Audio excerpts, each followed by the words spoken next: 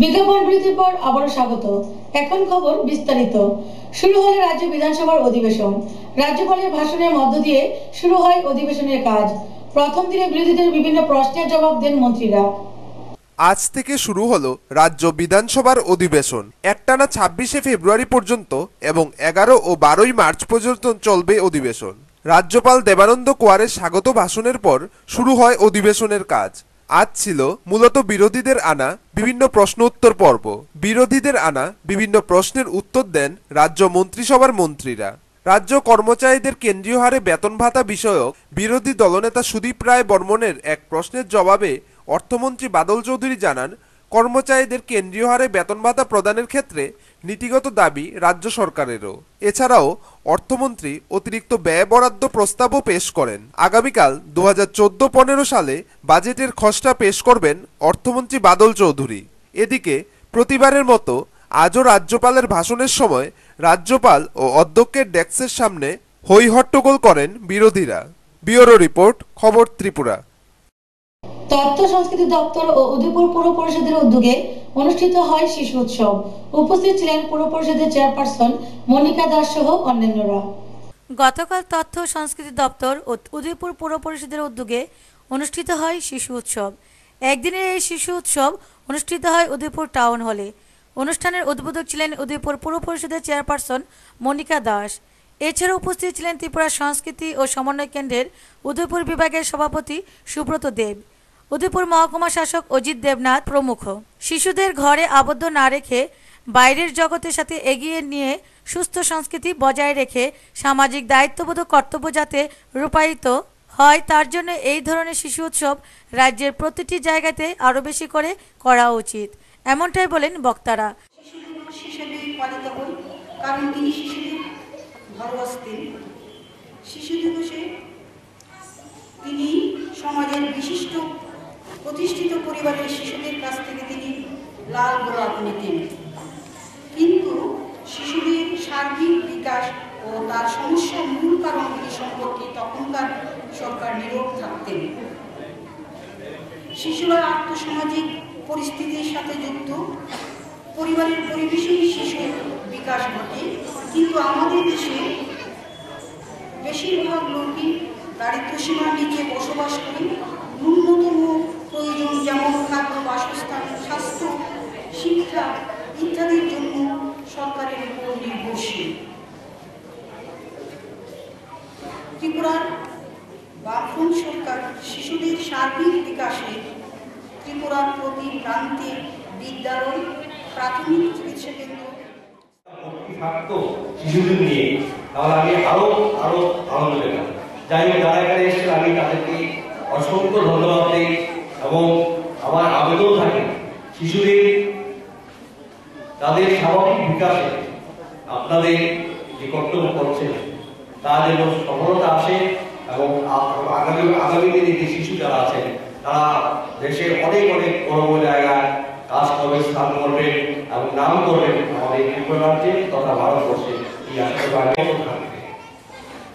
অর্থাৎ শিশুরা হচ্ছে দেবের দূত, নিষ্কাল, নিষ্কলঙ্ক এবং তাদের সান্নিধ্য পাওয়া, আমি এই অনুভূতি আমি যারা ফিল করি সেটা ঈশ্বরের সান্নিধ্য পাওয়া পুরো অংশেই কম না।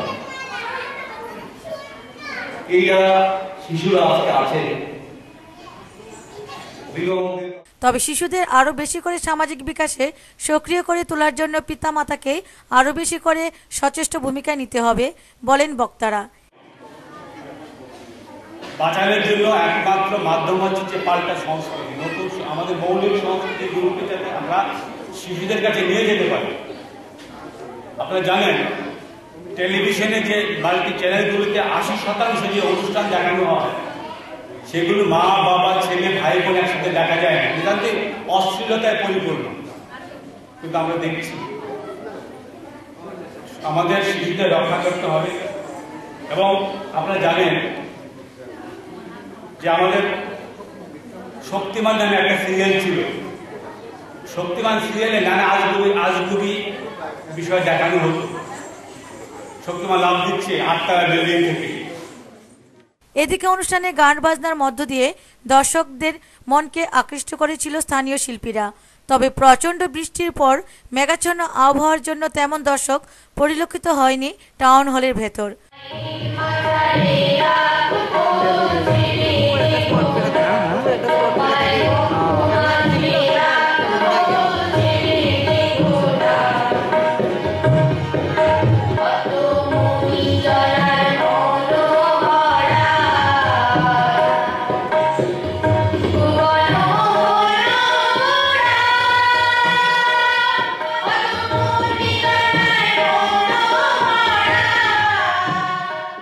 অনুষ্ঠানে 3টি বিভাগে অঙ্কন প্রতিযোগিতার পুরস্কার দেওয়া হয় এবং 6টি ব্রিগেডে ছাত্রছাত্রীরা গানের আসর জমায়। উদয়পুর থেকে বাণীব্রত দত্তের রিপোর্ট, খবর ত্রিপুরা। 2 দিন ব্যাপী তৃষ্ণা পর্যটন উৎসব সমাপ্ত হলো গতকাল। এই উৎসবে রাজ্যের ও বহিরাজ্যের শিল্পীদের দ্বারা নানা সাংস্কৃতিক অনুষ্ঠানও হয়। উৎসবের উদ্বোধন করেছিলেন শিল্পমন্ত্রী জিতেন্দ্র চৌধুরী। আমরা বাঁচব, প্রকৃতিকেও রক্ষা করব, এই স্লোগানকে সামনে রেখে দক্ষিণ জেলার জয়চাঁদপুরে অনুষ্ঠিত হওয়া 2 দিন ব্যাপী তৃষ্ণা পর্যটন উৎসবের সমাপ্তি হলো গতকাল রবিবার। এই তৃষ্ণা পর্যটন উৎসবের উদ্বোধন করেন শিল্পমন্ত্রী জিতেন্দ্র চৌধুরী। উদ্বোধনী অনুষ্ঠানে এছাড়াও উপস্থিত ছিলেন পর্যটন মন্ত্রী রতন ভৌমিক, বিধায়ক সুদন দাস, বিলুনিয়ার পুরপিতা দীপঙ্কর সেন, দক্ষিণ জেলার জেলা সভাধিপতি হিমাংশু রায় প্রমুখ। 2 দিনব্যাপী অনুষ্ঠানে চলে রাজ্যের ও বহিরাজ্যের শিল্পীদের দ্বারা নানা সাংস্কৃতিক অনুষ্ঠান। তাছাড়া পর্যটন উৎসবকে সামনে রেখে যে সমস্ত সাইকেল র্যালি, অঙ্কন প্রতিযোগিতাগুলি হয়েছিল সেগুলির পুরস্কার বিতরণ করা হয় সমাপ্তি দিনে। সমাপ্তি অনুষ্ঠানে উপস্থিত ছিলেন জেলা সভাধিপতি হিমাংশু রায়, রাজনগর পঞ্চায়েত সমিতির চেয়ারম্যান দ্বিজেন্দ্র মজুমদার, তৃষ্ণা বন্যপ্রাণী সংরক্ষক অনিমেষ দাস প্রমুখ। ব্যুরো রিপোর্ট, খবর ত্রিপুরা। সোনামুড়া বাজারের মূল প্রাণকেন্দ্র হচ্ছে দৈনিক বাজার, আর এই দৈনিক বাজারের রাস্তাটির অবস্থা খুবই বেহাল। তাই জনগণের দাবি দ্রুত এই রাস্তাটি সারাইয়ের জন্য। সোনামুড়া শহরের মূল বাণিজ্যিক স্থান তথা প্রাণকেন্দ্রটি হচ্ছে সোনামুড়া দৈনিক বাজার। প্রতিদিন সোনামুড়া শহর ও তার আশপাশ এলাকাগুলির প্রচুর মানুষ ভিড় জমায় এই বাজারে। মুদি, মাছ, সবজি প্রায় সবকিছুই পাওয়া যায় এ বাজারে। কিন্তু বাজারে প্রবেশ করার রাস্তাটি পরিণত হয়েছে নরক জঞ্জালে। সামান্য বৃষ্টিতেই চলার অযোগ্য হয়ে পড়ে রাস্তাটি। তামসাবাড়ি থেকে বাজারে যাওয়ার রাস্তাটির বেহাল দশা। বৃষ্টি হলেই এই রাস্তাটি দিয়ে হাঁটতে অসুবিধা হচ্ছে মহিলা সহ বৃদ্ধ সকল অংশের লোকেদের। অনেক সময় দুর্ঘটনাগ্রস্তও হচ্ছে অনেকে। কাদায় পরিপূর্ণ হয়ে থাকে রাস্তাটি। বিগত বহুদিন ধরে এই অবস্থা হলেও সংস্কারের উদ্যোগ নেই কর্তৃপক্ষের। সামনেই আসছে বর্ষার মৌসুম, তাই বাজারে ব্যবসায়ীদের ও ক্রেতাদের পক্ষ থেকে দাবি উঠেছে অতি দ্রুত রাস্তাটি সহ বাজার এলাকা পরিষ্কার পরিচ্ছন্ন রাখার। কাদা মানুষ সকাল থেকে রাস্তা পড়তেছে আধার খাইয়া, নগর পঞ্চায়েতের দিকে লক্ষ্য নাই। এই রাস্তার গরলার মাড়ি ফেলাইয়া উৎসাহ করিয়া জল সরে না, ফেক কাদা, ভীষণ অবস্থা মানুষের। একটা সাইকেল, রিক্সা, গাড়ি আসার মতো কোনো রাস্তা নাই। বাজারে যেভাবে মনে করো রাস্তাঘাটটি এই মাছ বাজার থেকে আরম্ভরিয়া দেবদারি সমনি পর্যন্ত যেভাবে কাদ হয়ে রয়েছে, এখন সকালে বৃষ্টি একটু হলে দেখা যায় হাঁটু সমান জল, ডেঙ্গি পরিষ্কার নাই, নর্দমা সাইডে ফাইডে পালা যাচ্ছে। এইভাবে করিয়া থাকে নগর পঞ্চায়েতের লোক রুল যাইয়ে পরিষ্কার করতে হয় বাজারটা। তারা যখন রুল পরিষ্কার করে বাজারটা তার কাছে অনুদান রাখে। ভালো না, টোটালি ভালো না। তো ফেক কাদ হয়ে রয়েছে, মানুষ হাঁটতে পারে না, একজনের দোকানের ঠেস ধরে হাঁটতে লাগে, এই সমস্যা ভোগ করতে লাগে। একটু বুদ্ধি বৃষ্টি হলে মাছ বাজার হওয়ার মতো কোনো ইয়ে থাকে না কারোরই। আমার লেগে প্রত্যেকেরই এমন, ধরুন একটা মহিলা মানুষ কীভাবে যাচ্ছে বুড়ো বুড়ি দিকের না কি চাম, ওইটা একটু ড্রেন পরিষ্কার পরিচ্ছন্নতা পায় মানুষ, আর কি চায়। তারপরে একটা মানুষের কষ্ট হয়েছে, সমস্যা হয়তো রাস্তাটা ঠিক করে দেবে। অনেক মানুষ আসবে না আসার কারণ বয়স্কর মানুষ সকালে 2 দিন বসছে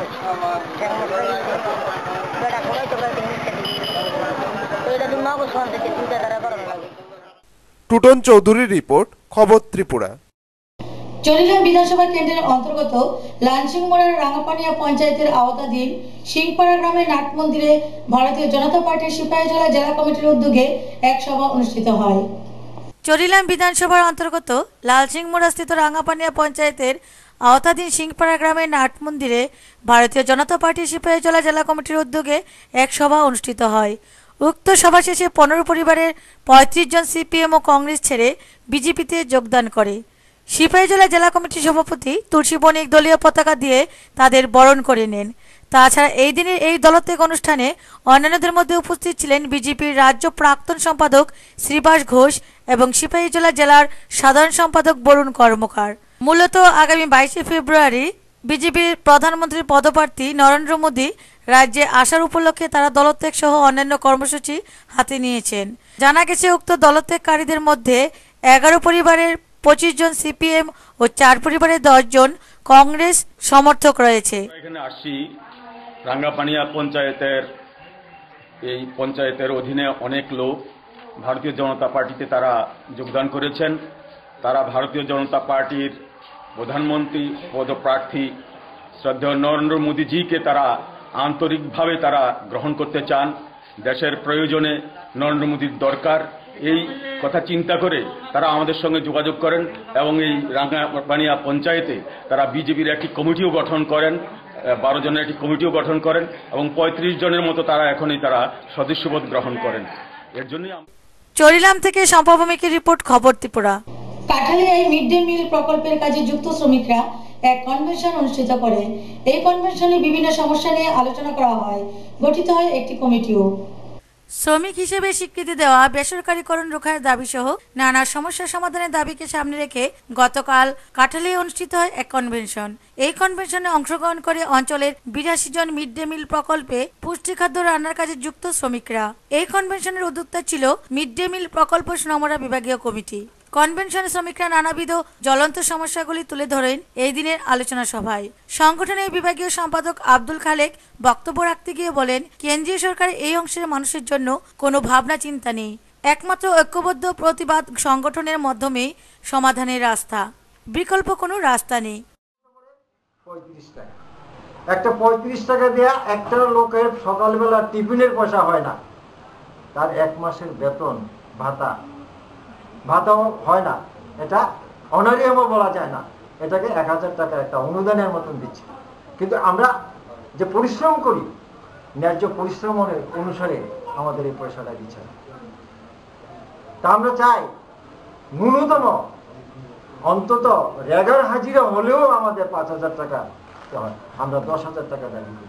কেননা আজকে দেশের মধ্যে ভারতবর্ষের যে স্কিম করেছে সেন্ট্রাল গভর্নমেন্ট, এই স্কিম অনুসারে আমরা দেখছি যে যেটা কাজটা আমরা সহজ ভাষায় যদি গ্রামের ভাষায় বলি, যে একটা সৎমা ছেলের যে ব্যবহার করে সেন্ট্রাল গভর্নমেন্ট আজকে আমাদের সেই ব্যবহার করেছে। আমাদের খাটুনি খাটাচ্ছে, অথচ আমাদের পয়সা দিচ্ছে না, আমাদের ন্যায্য মজুরি থেকে আমাদের বঞ্চনা করেছে। কারণ অন্য অন্য কর্মচারীদের, অথচ পাশাপাশি আপনারা শুনেছেন কিছুক্ষণ আগে প্রত্যেকের থেকে যখন আলোচনা যেটা এসেছে, একটা ডিমের দাম, যারা ডিম কিনে খাচ্ছে, যারা এই স্কিমটা তৈরি করছে, তারাও তো জানেন বাজার থেকে একটা ডিম কিনতে কত হয়। কিন্তু একটা মিড ডে মিলের যে ডিমের স্কিমটা তৈরি করছে 2 টাকা 90 পয়সা, এখন বাজারে একটা ডিম 6 টাকা দিয়ে কিনতে হয়। তাহলে বাকি টাকাটা কোত্থেকে দেব? তার মধ্যে একটা এমন একটা করছে। কনভেনশনের দ্বিতীয় পর্বে অঞ্চল ভিত্তিক একটি 23 জনের অঞ্চল কমিটি গঠন করে সভানেত্রী ও সম্পাদিকা নির্বাচিত করা হয়, যথাক্রমে বিষ্ণুপতি দেববর্মা ও অতসী মল্লকে। কনভেনশনকে অভিনন্দন জানিয়ে বক্তব্য রাখেন বিভাগীয় নেত্রী ভুলুরানী দাস, খ্যাতমজুর নেতৃত্ব এনসি বৈদ্য। মাস্টাররা সবসময় করতেছে, আপনারা বেতন বাড়ানোর লেগিয়া আপনারা বলেন আমরা 30 টাকা হাজিরা আপনারা কাজ, এটা তো আপনারা পুষতেছে না। বছরের মধ্যে 10 মাসের বেতন হইতেছি, 2 মাসের বেতন কোনো দিতেছে না, এবং 1000 টাকা বেতনে আমরা কিন্তু পূজা হইতেছে না। কত পরিশ্রম করতেছি, 10টা যায় 4টায়, কোনো একটা করতেছি না। 4 মাস ধরে আমরা বেতন পাই না, কিভাবে চলো? এভাবে কি হয়? 1000 টাকা মাসে একজন লোক কি চলতে পারে? 1000 টাকা দিয়ে আমরা সংসার কিভাবে চলে? বাড়ির কাজ করে এরপরে দুধ দিই স্কুলে 10:30টার সময়, একটু দেরি হইলে পঞ্চায়েতের আবারও করে। কনভেনশন শেষে দাবিগুলো নিয়ে এক মিছিল সামিল হয় মিড ডে মিলের প্রকল্পের যুক্ত শ্রমিকরা। কাঠালিয়া থেকে নারায়ণ বৈদ্যের রিপোর্ট, খবর ত্রিপুরা। তেলিয়ামুড়ার কবি নজরুল বিদ্যালয়ে শিক্ষক ও ছাত্রছাত্রীরা মিলেমিশে সুন্দর ফুলের বাগান ও সবজি চাষ করে স্কুলের সৌন্দর্য রক্ষা করছে। পড়াশোনার ফাঁকে ফাঁকে তৈরি হওয়া এই বাগান খুবই মনোরম ও সৌন্দর্য বর্ধন করছে স্কুলের পরিবেশের মধ্যে। কোথাও শিক্ষকের বিরুদ্ধে ছাত্রের অভিযোগ, আবার কোথাও শিক্ষক বদলি নিয়ে ছাত্রছাত্রীদের দেখা যায় বিক্ষোভ, আবার কোথাও শিক্ষক ছাত্রদের মিলিত প্রচেষ্টায় স্কুলের মধ্যেই তৈরি হচ্ছে সুন্দর ফুলের বাগান। এই রকমই একটি দৃশ্য দেখতে পাওয়া যায় তেলিয়ামুড়ার কবি নজরুল বিদ্যাভবনের মাঠে। এই স্কুলের ছাত্র এবং শিক্ষকরা মিলেমিশে স্কুলের এক প্রান্তে পড়াশোনার ফাঁকে ফাঁকে তৈরি করেছে এই বাগান। বিভিন্ন রকমের ফুলের পাশাপাশি সবজি গাছও লাগিয়েছে এবং ফলনও ভালো পরিমাণে হচ্ছে। পিটুনিয়া, ডালিয়া, অস্টার, ক্যালেন্ডুলা এইরকম 17 জাতের ফুলের চাষ করা হয়ে থাকে। বেসিক্যালি আমরা ছাত্র শিক্ষক মিলিত প্রচেষ্টার ফল আজকের এই বাগানটা। এখানে ছাত্ররা অবসর টাইমে, যেমন আজকে রোববারে এসে তারা সরস্বতী পূজার কাজের ফাঁকে জল টল দিল, মানে পরিচর্যা করলো। এইভাবেই প্রত্যেক সপ্তাহে অবসর টাইমে ওরা এসে, আমরাও আসি, তারই ফলশ্রুতি আজকের এই বাগান। কি কি ফুল পাওয়া যায় আপনাদের এই? আমরা গত বছরও টমেটো করেছি, প্রায় 400-500 কেজি টমেটো হয়েছে। এবারও আমরা কিচেন গার্ডেন হিসাবে টমেটো লাগিয়েছি, পাশাপাশি আখের গাছ লাগিয়েছি, আর ওই দিকটাই তো ফুলের বাগানই আছে। কি কি ফুল আছে এখানে? এখন আমাদের কাছে টমেটো আছে। না, ফুল কি আছে? ফুল আছে, আমরা বারবেনা ফুল আছে, ফ্লক্স ফুল আছে, গাঁদা ফুল আছে, ডালিয়া আছে, হেলিকিসাম ফুল আছে, আরো অনেক ভ্যারাইটির ফুল আছে। 17টা ভ্যারাইটি আমাদের এখানে এবার আমরা করেছি। তেলিয়ামুড়া থেকে সঞ্জিত দাসের রিপোর্ট, খবর ত্রিপুরা। 17 নং যুবরাজনগর যুব কংগ্রেস এবং ব্লক কংগ্রেসের পক্ষ থেকে ধর্মনগরের জেলা কংগ্রেস ভবনে এক সাংবাদিক সম্মেলনের আয়োজন করা হয়। এতে উপস্থিত ছিলেন 17 নং বিধানসভা কেন্দ্রের ব্লক কংগ্রেস সভাপতি সহ আরো অন্যান্যরা। 57 যুবরাজনগর যুব কংগ্রেস এবং ব্লক কংগ্রেসের পক্ষ থেকে ধর্মনগর জেলা কংগ্রেস ভবনে এক সাংবাদিক সম্মেলনের আয়োজন করা হয়। এই সাংবাদিক সম্মেলনে উপস্থিত ছিলেন 57 নং বিধানসভার কেন্দ্রের ব্লক কংগ্রেস সভাপতি সুভাষ পাল, যুব কংগ্রেস সভাপতি তথা পঞ্চায়েত প্রধান দিগ্বিজয় চক্রবর্তী, INTUC সভাপতি দিলীপ রায় এবং 56 নং বিধানসভা কেন্দ্রের ব্লক সভাপতি পরিমল চক্রবর্তী। এই সাংবাদিক সম্মেলনের মূল আলোচ্য বিষয় ছিল Tripura panchayat delimitation constitution NC act 1993 আইন বহির্ভূত খসড়া প্রকাশ করে মহকুমা শাসক তার সম্পর্কিত আলোচনায় ব্লক সভাপতি বলেন, সরকারি নিয়ম নীতি না মেনে রাজনৈতিকভাবে উদ্দেশ্য প্রণোদিতভাবে পঞ্চায়েতকে ভাগ করা হয়েছে। তাদের আরও অভিযোগ, পঞ্চায়েতকে যেভাবে ভাগ করেছে CPIM এর লাভ হবে, সেইভাবে ভাগ করা হয়েছে। তারা এর তীব্র প্রতিবাদ জানান। আমরা জনগণের এটা সুবিধা হতো, পঞ্চায়েতগুলো যত ছোট হয় জনগণের সুবিধা বাড়ে। নতুন যুবরাজনগর ব্লকও হয়েছে, এটা আমরা মানে কাম্য আসতো, কিন্তু দেখা গেছে শুধু কংগ্রেস পরিচালিত পঞ্চায়েত দেয়ানপাশা পঞ্চায়েতটারে ভাঙছে, এটা আমরা সাধুবাদ জানাই। তারপরে যুবরাজনগর যেখানে 4500 জনসংখ্যা থাকার পরেও এই পঞ্চায়েতটারে ভাঙছে।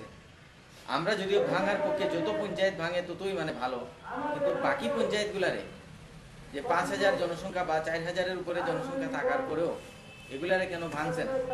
এই যে পক্ষপাতিত্বমূলক একটা কাজ করছে প্রশাসন, এটার বিরুদ্ধে আমরা মানে জেহাদ ঘোষণা করি। তারপরেও পঞ্চায়েতের ডেলিমিনেশনের ব্যাপারেও এটা মানে অত্যন্ত অসুন্দরভাবে যে একটা এরিয়ার সাথে আরেকটা এরিয়ার, যেমন শ্রীপুরের ওয়ার্ডগুলারে ভাঙা হয়েছে, একটা ওয়ার্ডের সাথে আরেকটা ওয়ার্ডের কোনো মিল নাই, যেমন রাস্তা ছড়া এগুলা দিয়া মানুষের সুবিধাজনক অবস্থায় ভাঙা উচিত, কিন্তু তারা এইভাবে না করিয়া এটা রাজনৈতিক স্বার্থ চরিতার্থ করার লাগিয়া বা কিভাবে আগামী পঞ্চায়েতে শাসক দল এই পঞ্চায়েতগুলা জয়লাভ করতে পারে সেই সুবিধাটা দেখা তারা এই পঞ্চায়েতের ডেমিনেশন গুলা করছে। যুব কংগ্রেস সভাপতি দিগ্বিজয় চক্রবর্তী জানান, পঞ্চায়েতের এই খসড়া প্রকাশের উপর মহকুমা শাসকের কাছে তা পুনর্বিবেচনার জন্য আবেদন করেন। যদি তা করে তারা বৃহত্তর আন্দোলনে যেতে বাধ্য হবে। সরকারি গাইডলাইনকে অমান্য করে প্রশাসনিক হাতিয়ারকে কাজে লাগিয়ে বিভিন্ন ওয়ার্ডে মন গড়া জনসংখ্যা সৃষ্টি করে ওয়ার্ডগুলিকে ভেঙে দেওয়া হয়েছে। যেভাবে পঞ্চায়েতগুলো শাসক দলের পক্ষে আনা যায়, রাজ্য সরকারের কাছে, রাজ্য সরকারের পঞ্চায়েত ডিরেক্টরের কাছে আমাদের দাবি, সরকারি গাইডলাইন মোতাবেক যদি যুবরাজনগর ব্লকের পঞ্চায়েতের ডিলিমিটেশন করা না হয়, সমিতির সিটগুলো যদি সঠিক গাইডলাইন মোতাবেক করা না হয়, তাহলে আমরা যুবরাজনগর ব্লকের